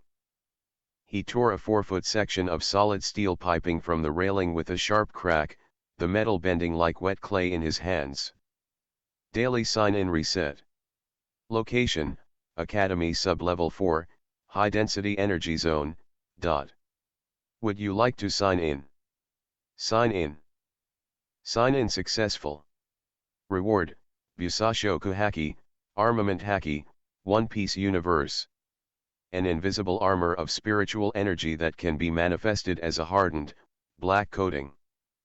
It dramatically increases offensive power and allows the user to bypass energy-based intangibility or elemental shields. A profound, heavy sensation flooded Rudra's mind and body. It wasn't ambient energy like chi, it was the raw, concentrated manifestation of his own sheer willpower. He channeled the sensation into his hands. Instantly, the skin on his forearms, hands, and the steel pipe he was holding turned a sleek, metallic black, gleaming with an impenetrable sheen. Rudra swung the blackened steel pipe lightly. It felt completely weightless, yet carried the destructive density of a mountain. Let's see if Grandmasters can bleed, Rudra whispered, stepping off the edge of the catwalk. Chapter 32, The Phantom of the Pipes. The assassin planting the charge near the western coolant valve didn't hear a thing. He was a peak chi condensation expert, trained to sense the slightest fluctuation in the ambient energy of a room. But Rudra had no chi signature. The assassin only felt a sudden, Terrifying shift in air pressure. Before he could turn his head or manifest his energy shield, a black-coated steel pipe swung out of the shadows, striking him square in the ribs. Crunch. The force was astronomical. The assassin's ribcage shattered instantly, his internal organs ruptured by the concussive shockwave of the armament hacking. He was launched horizontally, his body slamming into a heavy turbine with a sickening thud. He was dead before he hit the ground. Contact, one of the other assassins yelled, his adaptive camo dropping as he drew a pair of vibrating energy daggers. Formation Alpha. Illuminate the sector, the leader barked, drawing a thin, incredibly sharp rapier that dripped with green, venomous chi. 3 flares shot up to the ceiling, flooding the maintenance bay with harsh white light. The assassins fell back to back, their eyes darting wildly. "Where is he?" an assassin hissed, his daggers glowing brightly. "The sensors are completely blank." A shadow detached itself from the pipes above them. Rudra didn't use Saru this time. He just dropped directly into the center of their formation. As he landed, he executed a perfect, Batman-style sweep kick. 2 of the assassins tried to block by projecting their chi downwards. Rudra's leg, coated entirely in jet-black armament haki, sliced through their condensed energy shields as if they were made of wet tissue paper. The kick snapped both of their shins, sending them crashing to the floor in agony. Before they could even scream, Rudra struck twice with the steel pipe, delivering pinpoint, lethal blows to the base of their skulls. 3 dead in less than 5 seconds. The 4th assassin, driven by pure instinct, lunged. He thrust his energy daggers directly at Rudra's heart. Rudra didn't dodge. He stood his ground, letting the daggers strike his chest. Clink. The high-frequency chi blades struck Rudra's tactical jacket, pierced the fabric, and sparked violently against his skin. The Kryptonian bioelectric aura absorbed the energy discharge, and the microscopic density of his cells stopped the physical blades completely. They didn't even leave a scratch. The assassin stared in absolute, mind-shattering horror. Rudra dropped the steel pipe.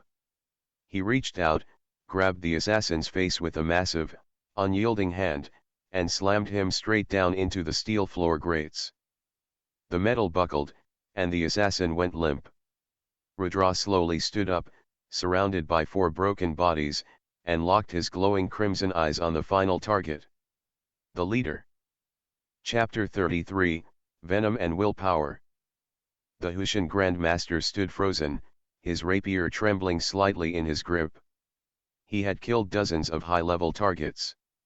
He had infiltrated corporate strongholds and military bases. But he had never seen anything like this. "What kind of monster are you?" the leader rasped, his corrosive green chi flaring wildly out of panic. "The kind your employers should have researched better," Rudra replied, stepping over a body. The leader gritted his teeth. "I am a Grand Master of the Shadow Venom Path. My blade rots the very chi in a cultivator's veins." He lunged. Unlike his subordinates, he was fast. Incredibly fast. He utilized a high-tier lightness skill, turning into a blur of green toxic energy. He thrust the rapier forward, aiming not for Rudra's chest, but for his unprotected eyes. Sharinan. To Rudra, the blindingly fast thrust suddenly moved at a crawl. He saw the microscopic drops of venom flying off the blade. He saw the exact trajectory of the attack. Rudra tilted his head a fraction of an inch. The rapier scraped past his cheek, the corrosive chi singeing his hair but failing to penetrate his Kryptonian aura. With his opponent overextended, Rudra struck. He coated his right fist in black armament haki and drove it directly into the leader's stomach. The Grand Master's Hushan energy shield designed to stop an anti-tank missile shattered on impact. The leader coughed up a massive mouthful of black blood, his eyes bulging. But as he flew backward, he smiled a bloody, desperate smile. With a flick of his wrist, a hidden needle ejected from the hilt of his rapier, embedding itself in Rudra's neck. "Got you," the leader wheezed, collapsing to his knees. "That is, the localized venom of a peak-tier beast. Without chi to flush your meridians, your heart will stop in 10 seconds. Rudra reached up and pulled the needle out of his neck. He looked at the green liquid coating the tip. He felt a sudden, icy chill in his veins. The venom was potent, designed to freeze the blood and rot the heart. Rudra didn't panic. He inhaled. Total concentration breathing. His lungs expanded like bellows. The oxygen hypersaturated his blood. His skin cells, recognizing a lethal foreign invader, triggered a massive biological defense response. His heart pounded like a jackhammer, forcefully pumping the hyper-oxygenated blood through his system, essentially burning the venom out of his body through sheer metabolic heat. White steam hissed from Rudra's pores. The green veins crawling up his neck instantly receded and vanished. 10 seconds, Rudra said, walking toward the kneeling Grand Master. The leader stared in absolute despair as Rudra stopped in front of him. "Impossible. Your world is too small," Rudra said coldly. He coated his boot in haki and delivered a single, decisive kick to the leader's chest, ending the fight instantly. Chapter 34, The Cleanup. Rudra deactivated his Sharinan and the armament haki. The immense fatigue of stacking multiple high-tier abilities hit him, but his Kryptonian cells eagerly absorbed the ambient heat and radiation of the generator room, rapidly recharging his stamina. He walked over to the explosive charges planted on the repulsor core and crushed their electronic triggers with his bare hands, neutralizing the threat to the Academy. Then, he crouched beside the dead leader. He searched the man's pockets, pulling out a sleek, encrypted communication scroll and a spatial ring, a rare artifact used to store items in a pocket dimension. As Rudra slipped the ring onto his finger, a mechanical chime rang in his head. System notification: host has defeated a Hushan Grandmaster without utilizing internal chi. The concept of martial limits has been slightly destabilized in this sector. Assimilation progress: Xian bloodline at 8%. Kryptonian cells at 4%. Physical vessel grade, nearing the absolute limit of the planetary dimension. Further power scaling will require host to clash with entities of the Xiantian realm or higher. Rudra smirked in the dark. He was still technically just a mortal by this world's standards, yet the system was already hinting at breaking the planetary limits. He didn't stick around to clean up the bodies. He turned and used Saru to vanish back up the ventilation shaft, moving like a ghost. 10 minutes later, heavily armed Academy instructors stormed Sub-Level 4, responding to the brief spike of corrosive chi the assassin leader had emitted. Head Examiner Vane arrived shortly after, his face like thunder. He looked at the 5 broken bodies, the shattered blades, and the neutralized explosives. "Sir," an instructor said, his voice trembling as he inspected the corpses. "These are Shadow Syndicate assassins. The leader is a renowned Hushan Grandmaster. But there's no trace of elemental damage. They were beaten to death. The leader's shield was completely shattered by blunt force." Vane walked over to the crater where the leader's body lay. He noticed the needle on the ground and the faint scent of boiled, neutralized venom in the air. He remembered his conversation with Rudra just hours ago. "A launcher made of glass will shatter." "Wipe the security logs for this sector," Vane commanded, his eyes gleaming with a mixture of terror and awe. "Clean this up quietly. Do not let the other families know the Shadow Syndicate was wiped out. We have a sleeping dragon in the elite wing, and I intend to make sure he wakes up on our side." Chapter 35, The Rothoers despair. Miles away, in the lavish, heavily fortified estate of the Rothoer family, Patriarch Vikramaditya Rothoer paced the floor of his study. His sons, Vikram and Aryan, were recovering in medical vats, their martial futures severely compromised. He had poured the family's secret treasury into hiring the Shadow Syndicate to eliminate Rudra Vyas. The extraction was supposed to happen at midnight. It was now 2 a.m. The encrypted communication crystal on his desk remained dark. Patriarch, an elder of the family, stepped into the study, his face pale. The syndicate, their soul slips in the underworld market just shattered. All 5 of them. Including the Grandmaster. Vikramaditya stopped pacing. He stared at the elder, his imposing aura flickering uncontrollably. Shattered? You mean they were intercepted by the Academy instructors? Did Vane discover the plot? We don't know, the elder stammered. Our spies in the Academy report no alarms, no lockdown, no mass mobilization of instructors.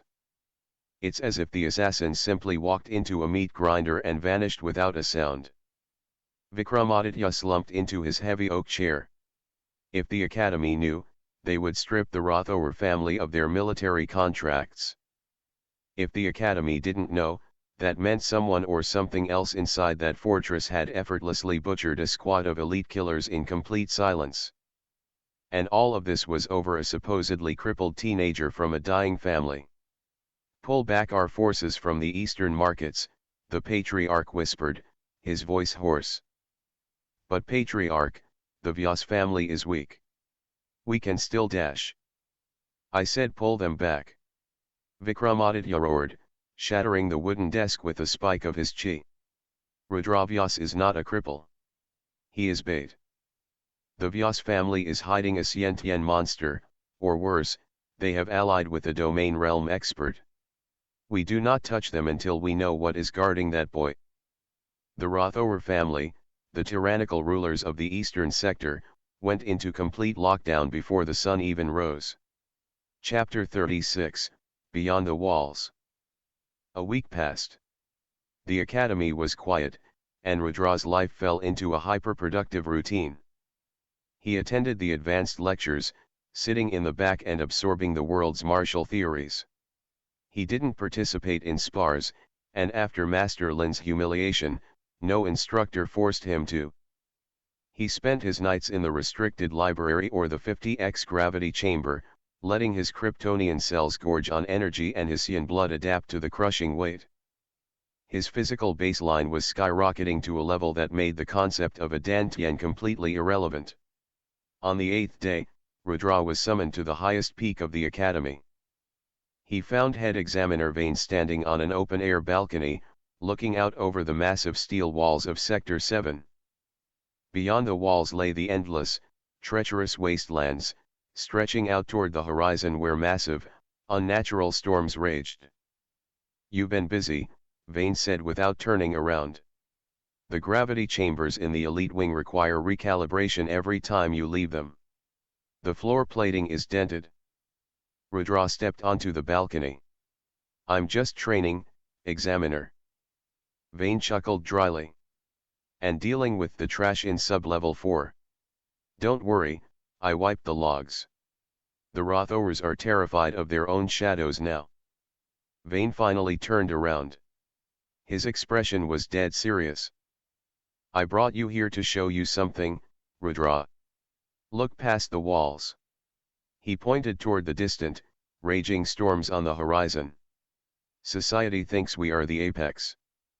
They think Sector 7 is a haven and that Sentient Masters are gods. Vane pressed a button on the balcony railing. A massive holographic map of the continent flickered to life.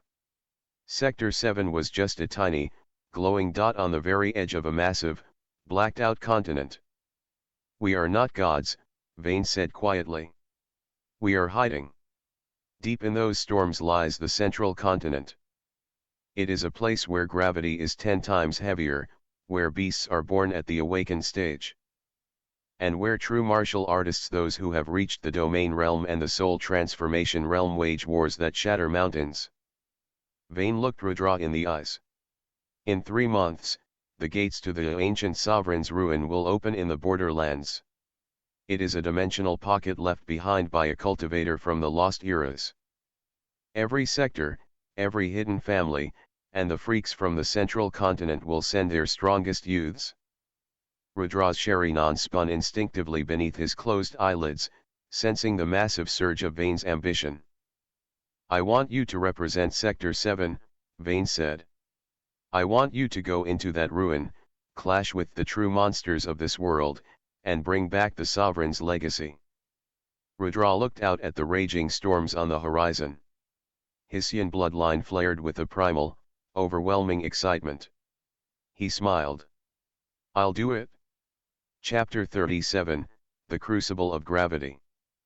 The next 3 months were a blur of absolute, unadulterated torment. Rudra practically lived inside the Academy's highest-tier gravity chamber. He started at 50x Earth's gravity. To a normal martial artist, even a Hushin Grandmaster, standing in this room without circulating a massive amount of chi would result in immediate organ failure and crushed bones. Rudra didn't use chi. He didn't even use his bioelectric aura. He relied entirely on his raw muscle fibers, his Kryptonian cellular structure absorbing the intense kinetic stress, and his Sion genetics forcefully adapting to the gravity. By the end of the first month, 50x gravity felt like a gentle breeze. He dialed it up to 100x. His daily sign-ins over these months were less explosive, providing him with minor fragments that smoothed out his combat style. A fragment of Wolverine's healing factor to synchronize with his Sion regeneration, drastically reducing his recovery time. And Spider Sense, which, when layered with his observation haki, bordered on actual precognition. On the final day of the third month, Rudra stood in the center of the chamber under 150x gravity.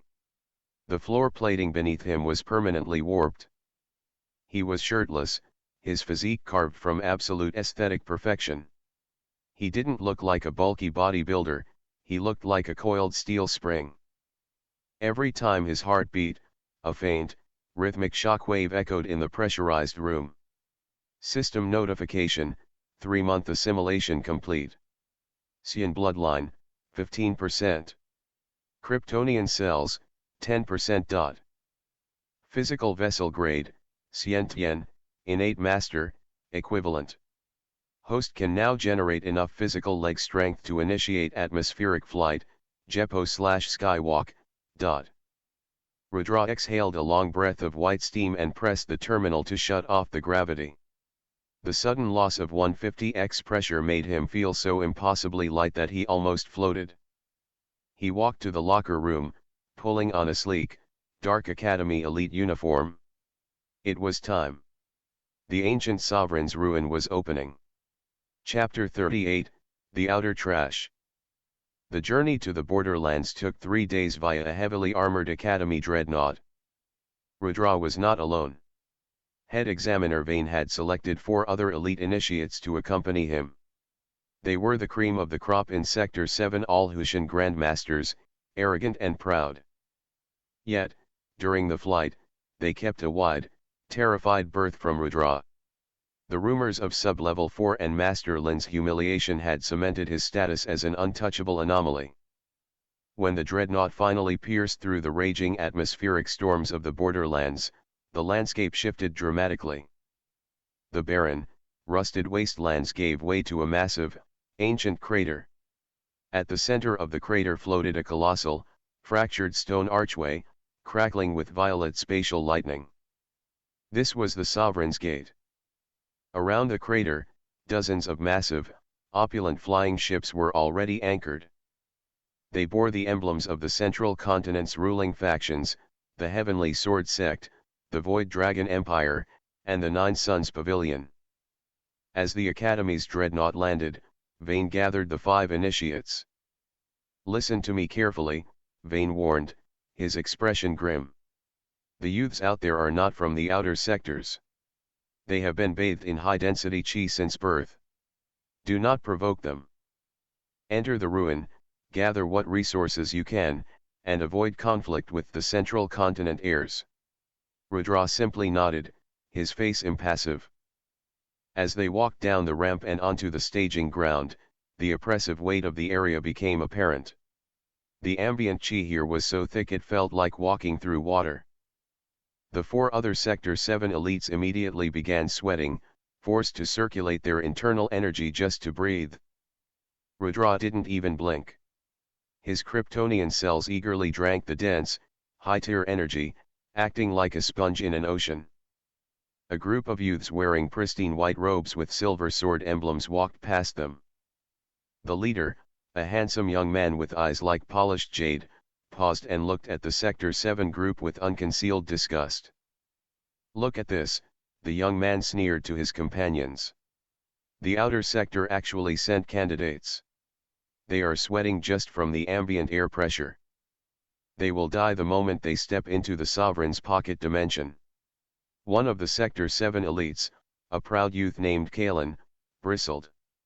"We earned our spots, Central Dog." The young man in white stopped. The air around him suddenly dropped below freezing. A Hushan insect dares to bark at a Xiantian dragon. Chapter 39, Clash of Auras. The Central Continent youth didn't draw his sword. He simply released his aura. It was a true Xiantian pressure, a physical manifestation of the world's energy submitting to his will. A wave of razor-sharp sword intent blasted outward, tearing deep gashes into the solid bedrock of the crater. Kalen and the other 3 Sector 7 elites were instantly forced to their knees. Their Hushan chi shields shattered like glass under the oppressive weight. They coughed up blood, pinned to the ground by the sheer difference in cultivation realms. Head Examiner Vane stepped forward, his own powerful domain-level aura flaring to protect his students. But before Vane could intervene, an elder from the Heavenly Sword sect materialized in front of the white-robed youth, easily blocking Vane's pressure. "Examiner Vane," the Sword Elder smiled thinly. "Let the youth sort out their own squabbles. If your students cannot even withstand a breath of my young master's aura, they have no business entering the ruin." Vane gritted his teeth, trapped by the political hierarchy. The white-robed young master laughed, stepping closer to Kalen. "Pathetic. You outer sector trash are a waste of air." The young master stopped. His eyes drifted past the kneeling elites. Standing directly in the center of his oppressive, bone-crushing Xiantian sword aura was Rudra. Rudra wasn't kneeling. He wasn't sweating. He wasn't even using a chi shield.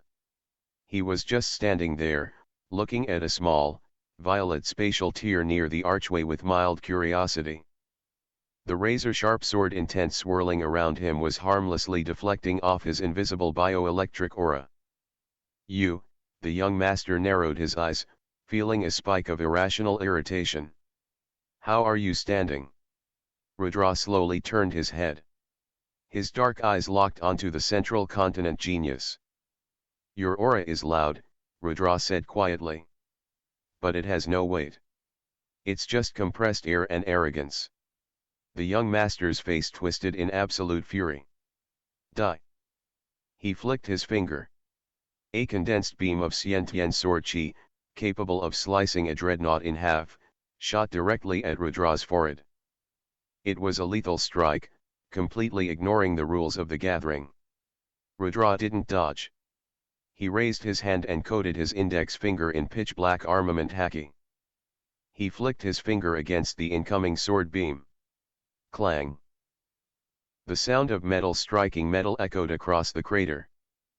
The Xiantian sword beam, infused with the laws of the Central Continent, shattered into a million harmless sparks of light against Rudra's haki-coated finger. Chapter 40, The Sovereign's Gate Opens. Absolute silence fell over the staging ground. The Heavenly Sword Elder's thin smile vanished, replaced by profound shock. The kneeling Sector 7 elite stared at Rudra's back as if looking at a deity. The white-robed young master took a subconscious step backward, staring at his trembling finger.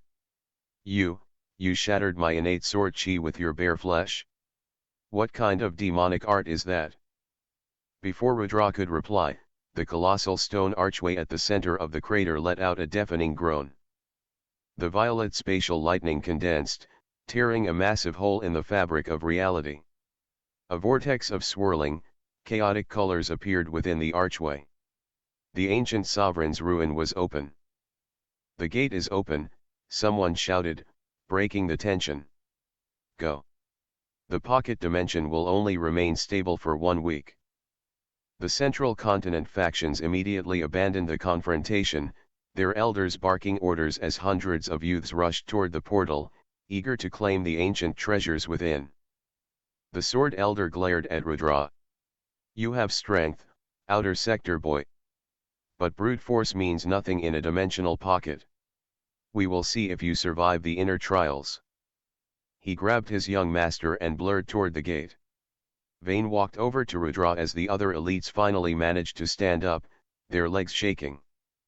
"You painted a target on your back," Vayne sighed, though there was a hint of pride in his eyes. "They were in my way," Rudra replied smoothly. "Go," Vayne ordered. "The dimensional pressure inside is chaotic. The spatial laws are fractured.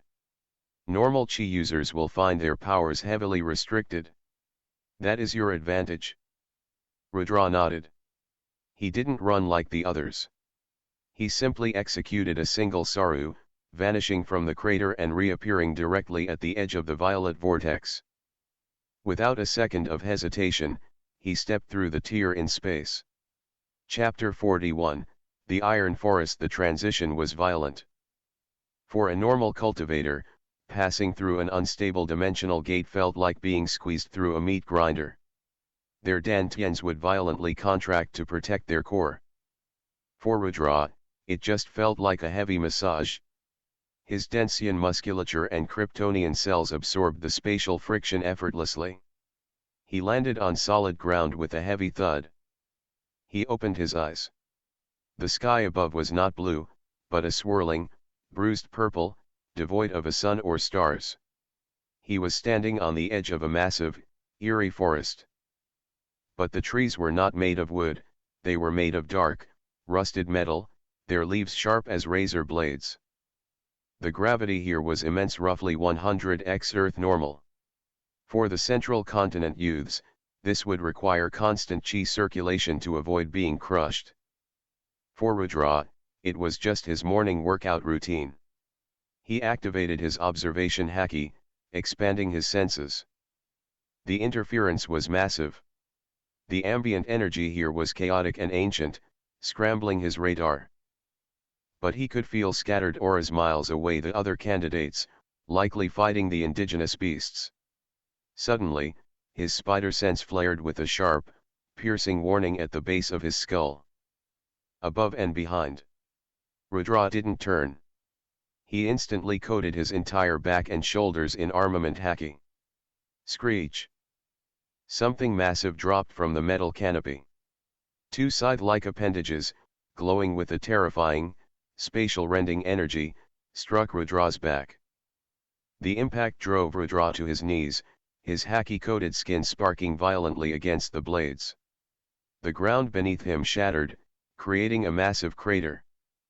Rudra rolled forward, using Saru to gain distance, and spun around to face his attacker. It was a Void Weaver mantis.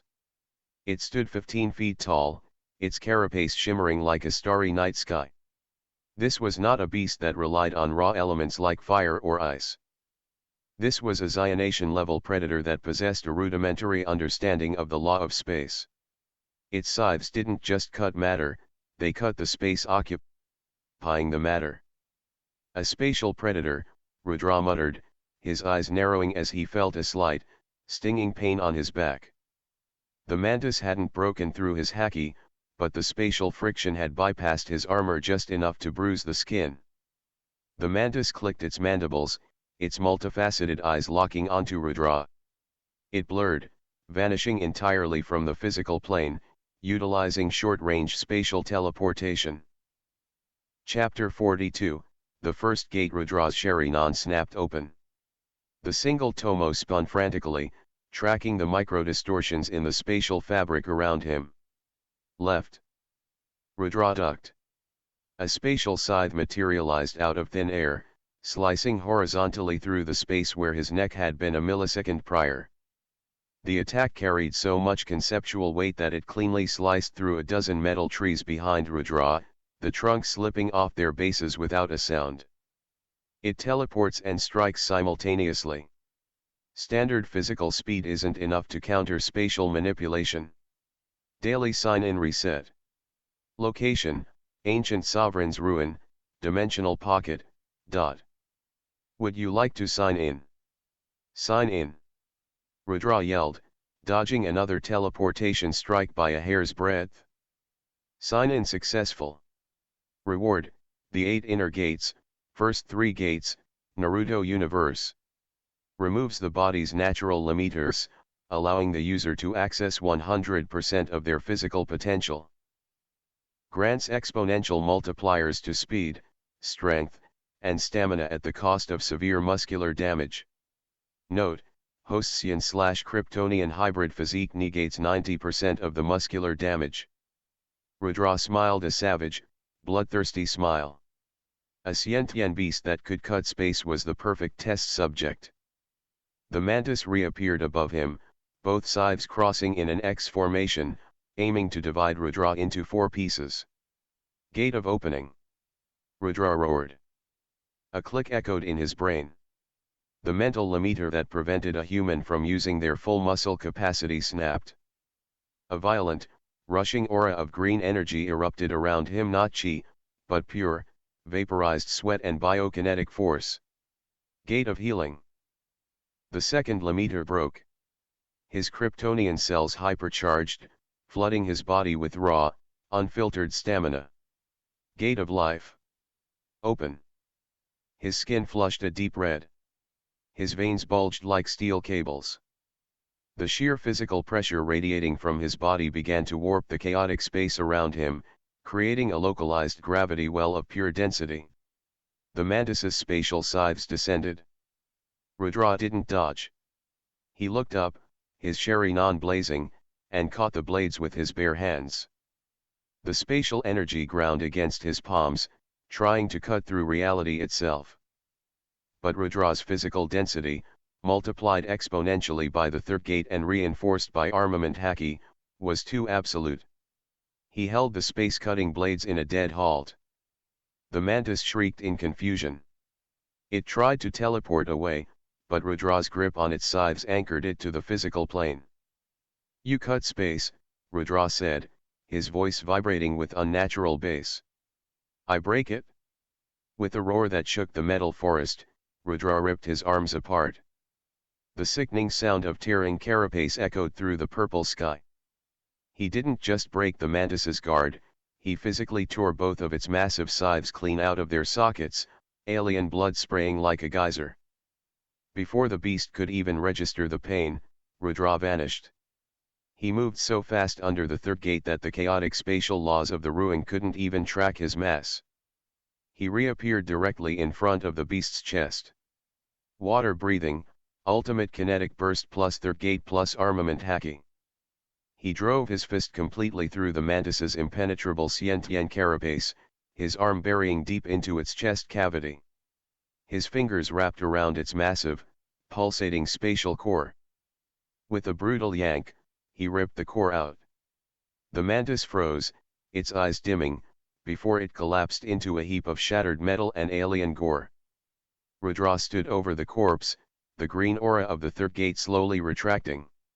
He looked at the massive, silvery spatial core pulsing in his hand. He hadn't just defeated a sentient entity, he had utterly humiliated a creature that touched the laws of the universe using nothing but absolute, overwhelming physical violence. Chapter 43, The Spatial Forging. Rudra sat cross-legged on the shattered carapace of the Voidweaver mantis. In his hand, the silvery spatial core pulsed with a chaotic, destabilizing rhythm. Just holding it caused the space around his fingers to warp and blur.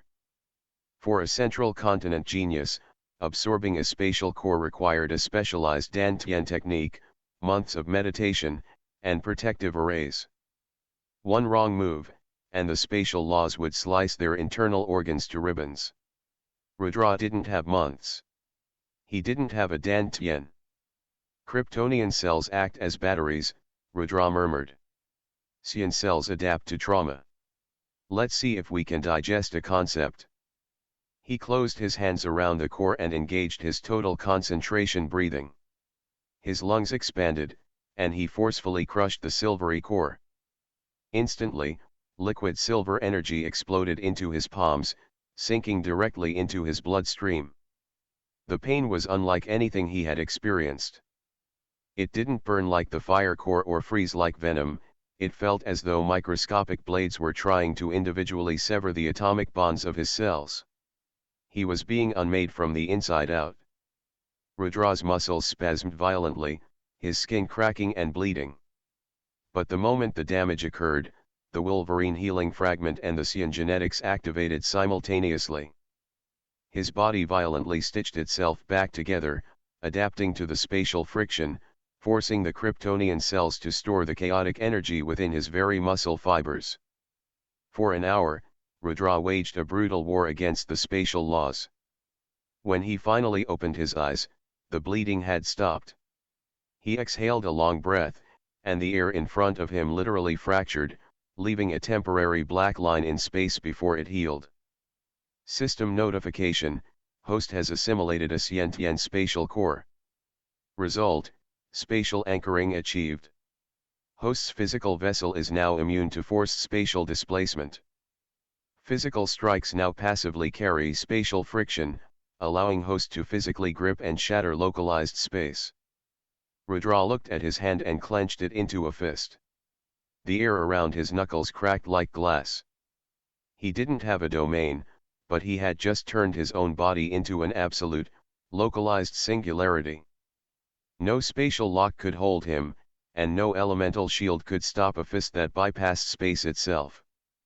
He looked toward the center of the iron forest, where a massive, ancient palace floated in the purple sky. Time to see what the sovereign left behind. Chapter 44, The Hierarchy of the Strong. 10 miles to the east, Kalen and the other 3 Sector 7 elites were fighting for their lives. They had encountered a pack of silver-horned wolves, peak mortal beasts adapted to the ruins' heavy gravity. While the Sector 7 elites were Hushan grandmasters, the oppressive environment heavily restricted their chief Lo, reducing their combat efficiency by half. Formation shift. Kalen roared, his broadsword glowing with red fire chi as he cleaved a wolf in two. He was panting heavily, his uniform torn and bloodied. Before the remaining wolves could strike, a rain of silver energy swords descended from the sky. The ethereal blades pierced the wolves with pinpoint accuracy, pinning them to the ground and instantly neutralizing their life force. Kalen wiped the sweat from his eyes, looking up into the rusted canopy. 5 youths wearing the pristine white robes of the heavenly sword sect floated down, riding on manifested flying swords. They looked completely unbothered by the gravity, their Xiantian energy naturally repelling the ruin's suppression. The leader of the group, a disciple named Li Wei, stepped off his sword and sneered at the panting Sector 7 elites. Outer sector trash. You can barely handle dogs, Li Wei mocked. Young Master Jian Chen ordered us to clear the perimeter of the Sovereign's palace. It seems we found some pests that managed to slip past the gate.